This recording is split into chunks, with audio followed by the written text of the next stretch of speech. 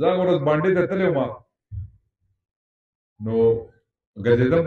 الله دې اخلاق خوشحاله کړي ډېره مینه یې راسره کوله ما ډېر محسوسوله نه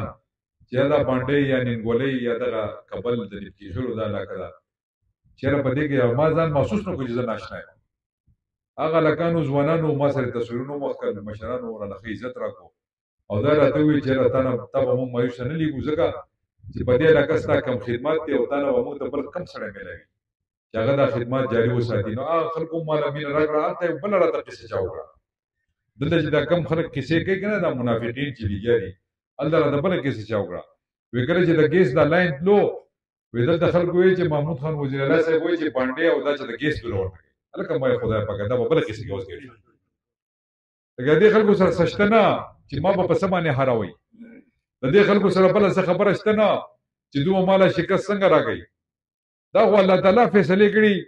عزت او ذلت د الله تعالی په لاس کې دی او هغه به یو بهتره فیصله کړي په خپلو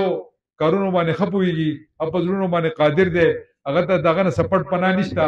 او زما په زړه کې چې د قوم دپاره څه دي هغه الله ته پته ده نو الله تعالی خو زما نیت پاکي تاسو ته او زما نیت کې ستاسو د خدمت جذبه وي نو بیا به الله تعالی خامخا ستاسو په زړونو کې اچوي دا ووټ تاسو پګړۍ له ورکوي محمود خان ته ورکوي هو کونې زما نیت خرابې ده تا او دغه نو چې کله زما نیت تاسو ته خراب شو په ورځ د الله تعالی ما ایوان ته ولېږي دا زما ستاسو سره لوز دی زما نور څه کار نشته زه خو وزیر اعلی پاتې شوم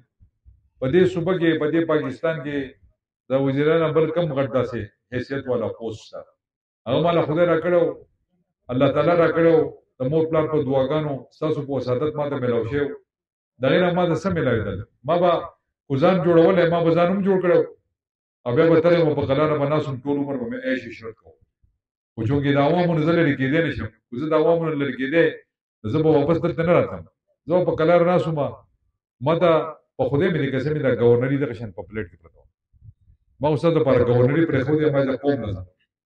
او بیا هم وایم کوئی سم میلاو راته نه شي که نه دا ګورنر خو به یم په هر صورت نو بیا به هم دا چې دلته تاویږي راتاویږي دا به هم بیا زما ګیټ ته ولاړي ګوره یو خبره یاد ساتئ دا بیا ګیټ ټکوي خو زما د عوام دپاره به دروازې کولاوې دې خلکو دپاره به نه انشاءالله